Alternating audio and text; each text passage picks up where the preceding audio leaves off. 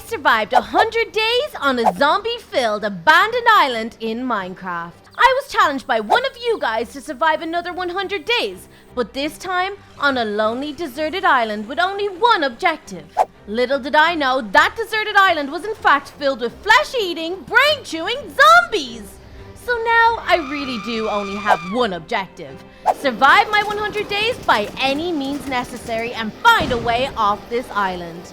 Do I have what it takes to make it a full 100 days and beat the zombie island? Or will I just end up another zombie snack? Stay tuned to find out what happens next. Well, here it is. The deserted island we've been placed on for the next 100 days. Little I know that this place was far from deserted and that our very survival depends on what happens each day. One small mistake would kill us both. I wish I knew exactly what I was getting us into. If I did, I would have never accepted this challenge. But in order for you guys to see why, let's go back to the beginning. Day 1. Myself and Sharky got dropped off on this remote deserted island with only a few supplies. All we had was a combat knife, a longbow with some arrows, a throwing axe, and some basic food and stuff to cook with. We had no idea that our lives were in immediate danger, so we did what anyone else would do on a new island. We explored. It wasn't long before we found some cute little robins. Oh, they were too cute to eat, so we left them alone. We walked inland some more until we came to this clearing. It looks like we were in the middle of 2 large mountains. That's good to know. And around midday on day 1, we found this path. To follow down or track back up? Oh, looks like Sharky wants to head back up. Cool. I guess I'll follow him. It was a little later by the time we reached the top of our walk, and my goodness, this place was breathtaking. At this point, we had no idea what was in store for us. We were thinking this was gonna be easy peasy. Sharky spotted a little cave in the distance, the perfect place for us to set up camp for the night. We arrived at this cave by sundown. Sharky started to set up camp while I got to look at our surroundings. This place was really beautiful and peaceful, or so I thought. We were just getting settled in and prepping our food for the night when I heard a strange noise. I went to the edge of the cave to see what it was, but I couldn't see anything. Wait, what is that on the beach? Sharky came over and had a look. He thinks my mind is playing tricks on me, and we're totally alone here. I guess he's right. Time for some dinner. Day 2, we got up at sunrise and packed up our camp. Here, Sharky, you can hold the heavy stuff. We climbed up to the top of the mountain to get a lay of the land. Man, this place was huge! Over that way is the way we came from, and over this way looks like another mountain range. Jeez, Sharky was not pleased. He hates hikes. We decided to head down into the forest on the other side of the hill to hunt for some food. I'd just eaten, but I was already planning my next meal. Vibes, right? It didn't take us long to find this deer. We both took aim, and I took the first shot. Quick, Sharky, finish him! Good work, a nice shot. Now we have some venison for dinner.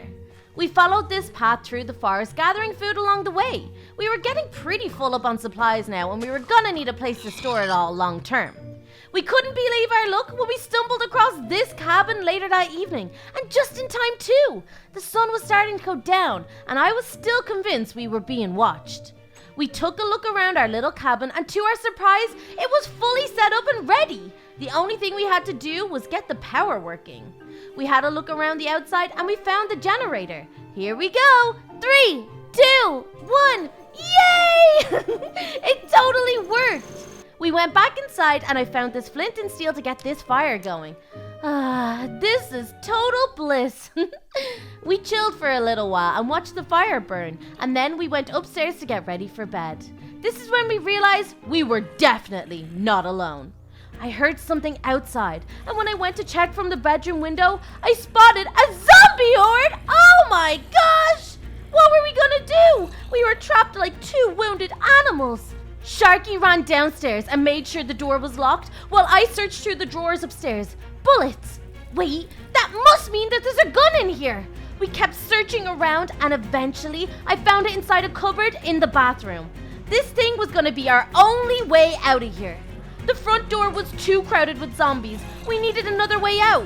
The back window. Great idea, Sharky. He broke the glass and we climbed out. All we could do was make a run for it and hope these guys were slower than us. By morning 3, we had made a good distance away from the cabin we found last night. The only issue, we left most of our food in the fridge, meaning we had to go hunting again. By day 5, we had reached this river, and man, we needed it because inside this river was a lot of freshwater eels. Ooh, baby! We got to work gathering as many of them as we could. And by night 6, we were refueled and safe once again. I was hopeful that the zombie thing at the cabin was just a once-off kind of thing, but boy, was I wrong.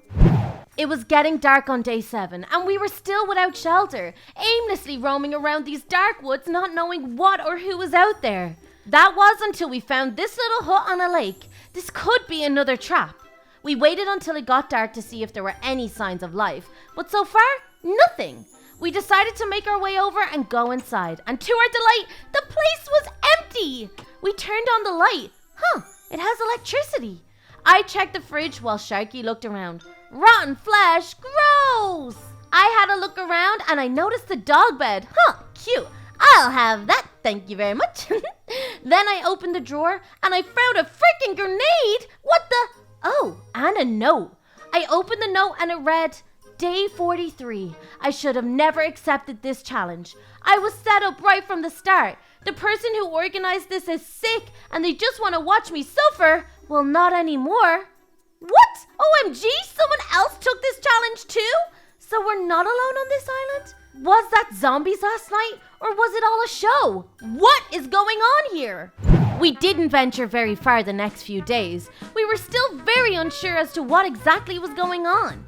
We thought that if we ignored the problem, it would go away. Like, come on, that almost never works out. But we were safe and zombie-free, for now. On day 16, myself and Sharky moved on from our little cabin in the search for some more food. Pumpkins! We were headed to the waterline to find some sugarcane when Sharky noticed these 2 huge metal structures. But what were they? We got a little closer and that's when we realized these were electricity pylons used to hold cables up away from danger. But where did they lead to? We had to find out.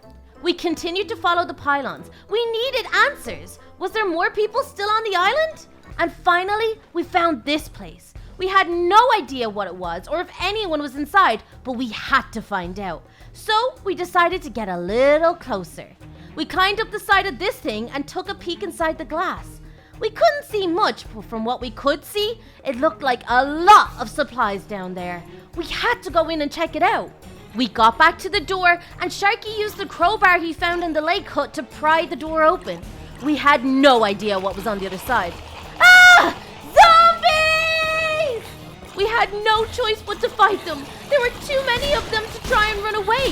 Sharky tried to keep them at bay while I reloaded the gun, but there were just too many of them. It took us all night, but eventually we managed to clear this place of zombies and secure it all for our own. Man, would you look at this place? It looks like some kind of emergency fallout bunker. This is insane! We made sure the zombies left on the ground were in fact dead zombies when we looked around this place for any signs of life. Looks like they had 2 jeeps, but neither has any fuel. Idiots. It looks like this place was some kind of war room or something. Like this is where they monitored the entire island. What in the world is going on here? Sharky came running over with a book. Looks like some kind of instructions for the turrets outside. Turrets? Cool. Then we moved up the stairs and that's when we found these guys. Some weapons and ammo that had been left over. This is going to be amazing. We split up the guns and ammo this time, so now we're both stacked. We were considering staying here tonight before Sharky went and did the stupidest thing he could have ever done. What does this thing do? No, Sharky! Sharky had just set off the emergency alarm, alerting every zombie within a 10-mile radius to come to our location and eat us. Thanks, Sharky! I wasted no time. I ran outside and I loaded up all the turrets. I had no idea what was in store for me later that night. The time, midnight. The alarm just turned off. Still no sign of any zombies. We may have just gotten away with it. Yikes, looks like I spoke too soon. That's the turrets. We ran up the stairs and took the ladder to the roof. Once we got outside, we saw what was really coming for us. Oh my gosh. We started to shoot down towards them when we realized we were just wasting ammo. There was just too many of them. We went back inside to check if any broken through the door, but so far, it seems to be holding up. Uh-oh, I spoke too soon again. I need to stop doing that. With that, the zombie horde have broken through the bunker door. We opened fire, taking out the first wave, but they just kept coming.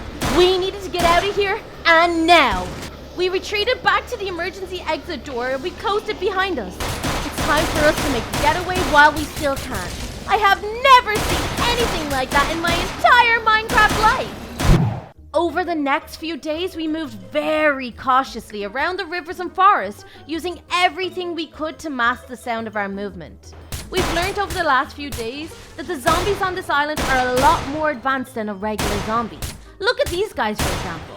The pack of zombies in the distance heard our shots, and now they're coming right for us. So we've learned that loud noises attract them. We also noticed that they spot light from far away and will come to check it out, meaning campfires or lanterns are a big no-no at nighttime. And the last thing we noticed is that they travel in packs. They used to be independent creatures, but now they stick together. I think they're evolving. This is totally crazy. By day 26, myself and Sharky were starving. We haven't seen one animal or any more shelter since the bunker that got overrun. So now we're following a small pack of zombies to see if they'll bring us to some food. Who knows? They could be hunting too. And would you look at that? They were hunting. Now all we have to do is kill them before they kill the... Oh my gosh! What was that? Human! Other survivors! I can't believe it! I started to run towards them when Sharky stopped me. Little Kelly, you can't just go running up to those strangers. What if they think we're not friendly? What if they're not friendly? What if they think we're the ones that tricked them onto this island? For all we know, they could be the one that tricked us. Look, we need to play this cool. He was right. For all we know, those humans down there could be the enemy. We spent the next 2 weeks or so following these guys, and by the looks of it, they were trying to survive, just like us. Man, I am so hungry at this stage. We kept close on their tail. We didn't want to lose them.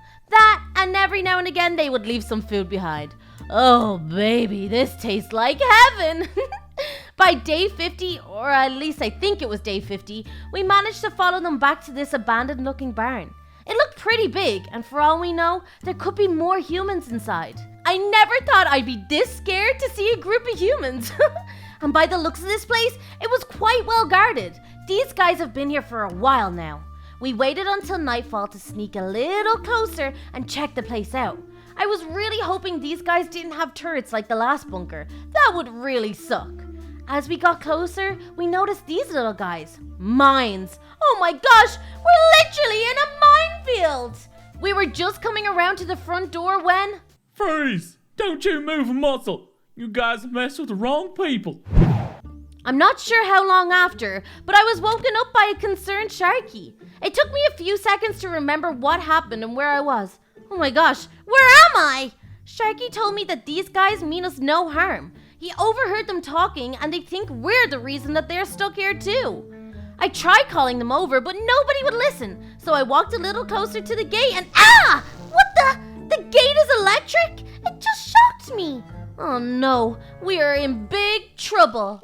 A little later, the leader of the group approached me and Sharky and gave us some food. I told him we were not responsible and we're trapped here just like them.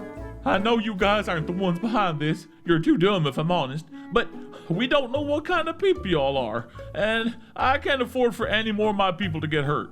I begged him to let us go, but he didn't even listen to me. Well, I guess we're stuck in here for the next little while, Sharky. Might as well get comfortable. The next few days were much of the same. Nobody would listen to us, but they did keep us well fed, so I am grateful for that. That was until night 57, when I was woken up from the sounds of gunshots. What is going on? Were we under attack? Was it zombies or maybe more people? The leader came running over and he opened the cage. We are surrounded by zombies. I don't see us making out of it, and I just can't allow you guys to die in some sort of cage. You have a choice. You can fight with us, and maybe we can win, or you can go, and maybe we all die. We wasted no time. We grabbed our weapons and ammo from the chest, and we headed outside. Oh my gosh, we were outnumbered 100 to 1 out here, but we had no choice. We needed to fight with everything we had in order to survive. Let's do this!